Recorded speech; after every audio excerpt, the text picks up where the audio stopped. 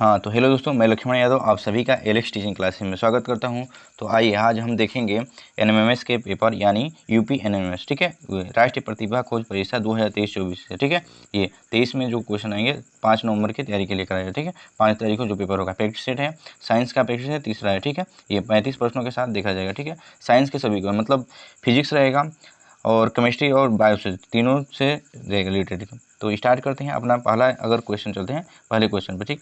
तो पहला अपना ये क्वेश्चन है, यानी यहाँ पे पूछा गया है कि मानव शरीर का ताप कितना होता है, ठीक है। मानव शरीर का ताप कितना होता है, तो 37 डिग्री सेल्सियस से लेकर के 37 डिग्री सेल्सियस होता है। और कितना होता है, या तो आपसे पूछ लिया है 37 डिग्री सेल्सियस में पूछा जाएगा तो आप बताएंगे 37 डिग्री सेल्सियस। अगर पूछा जाएगा फ़ारेनहाइट में तो बताएंगे 98.6 फ़ारेनहाइट ये होता है, ठीक है। ये अगला क्वेश्चन है दूसरा नंबर। हाँ, क्वेश्चन नोट भी करते रहेगा। जो क्वेश्चन आपको अगर लग रहा है कि ये नहीं आ रहा है तो इस क्वेश्चन को नोट करिएगा, ठीक है। इंपॉर्टेंट है सभी क्वेश्चन, यानी इंपॉर्टेंट ये क्वेश्चन, ठीक है। ये पृथ्वी के अगला क्वेश्चन दूसरा नंबर, पृथ्वी के तल का प्लान वेग होता है, यानी पृथ्वी का प्लान वेग कितना होता है तो आपसे पूछा जाएगा तो ये बताएंगे 11.2 किलोमीटर प्रति सेकेंड होता है। यानी एक सेकेंड में कितना जाना चाहिए, पृथ्वी के इस वेग से फेंका जाएगा, मतलब पृथ्वी के तल से इस वेग से फेंका जाएगा 11.2 किलोमीटर प्रति सेकेंड के हिसाब से, तो पृथ्वी से बाहर किसी अन्य पर जाएंगे, ठीक है, ग्रह पे, ठीक। अगला है कि तीसरा नंबर क्वेश्चन, पानी की बूंदें किस कारण गोल होती हैं, यानी वर्षा की बूंदें जो होती है ना, या पानी की बूंदें किस कारण गोल होती है, तो पृष्ठ तनाव के कारण होती हैं। किस कारण होती हैं, पृष्ठ तनाव के कारण। चौथा नंबर क्वेश्चन ये, न्यूटन के किस नियम से बल का व्यंजक प्राप्त होता है, तो न्यूटन के दूसरा नियम, न्यूटन ने 3 नियम दिए जिसमें से दूसरा नियम जो कहता है द्वितीय नियम से बल का व्यंजक प्राप्त होता है, ठीक है।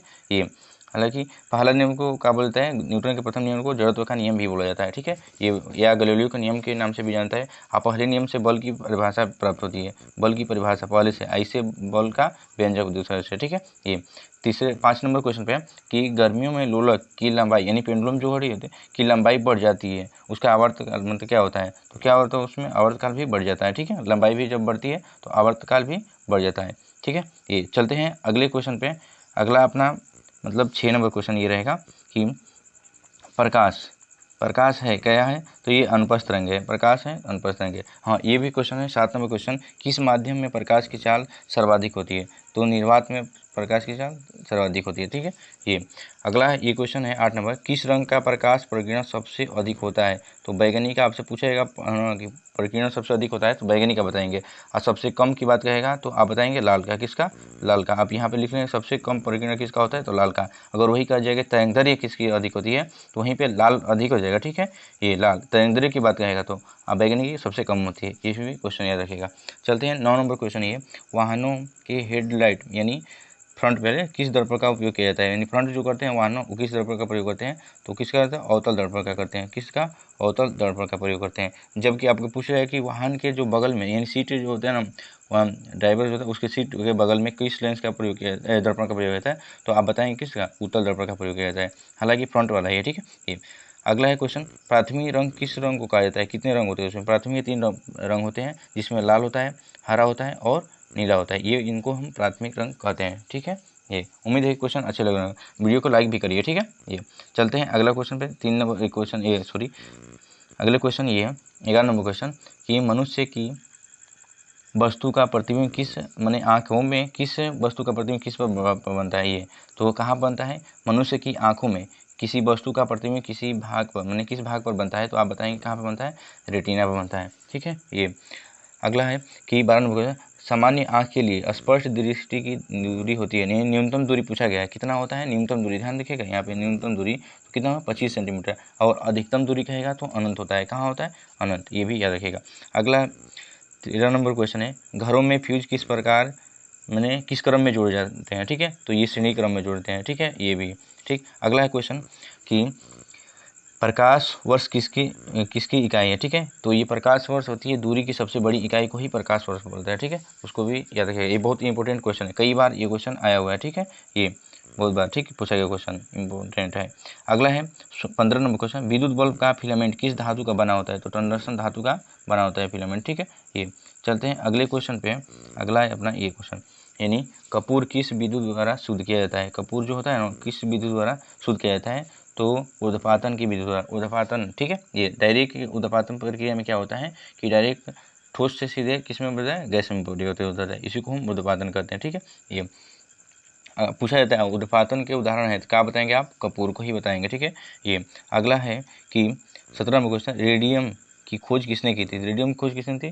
तो ये रॉबर्ट पियरे एवं मैडम क्यूरी, ये दोनों ने किए थे। रॉबर्ट पियरे, मैडम क्यूरी, इन दोनों ने मिलकर किए थे, ठीक है, ये रेडियम की खोज। अगला है कि शुद्ध जल का पीएच मान कितना होता है? तो कितना होता है? 7 होता है। जल का सूत्र आपको पता होगा, ठीक है, H2O होता है, ठीक है, ये तो ये भी पता होगा, ठीक है। ये अगला क्वेश्चन 19 नंबर, ये आधुनिक आवर्त सारणी की खोज किसने की थी?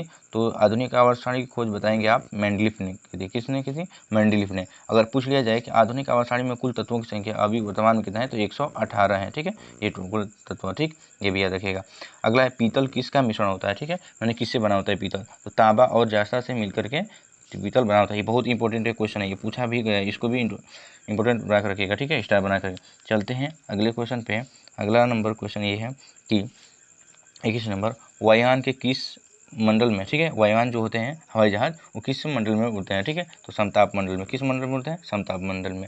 हंसने वाली गैस किसे कहा जाता है? तो नाइट्रस ऑक्साइड को बोलता है। इसका फॉर्मूला होता है N2। इसको ही लाफिंग गैस बोलता है, नाम रखिएगा, इसको लाफिंग गैस के नाम से भी जानते हैं, ठीक, ये लाफिंग गैस लिख लीजिएगा, ठीक। पेंसिल में प्रयुक्त कार्बन है, ठीक है, तो क्या होता है? इसमें ग्रेफाइट प्रयोग होता है। क्या होता है? ग्रेफाइट।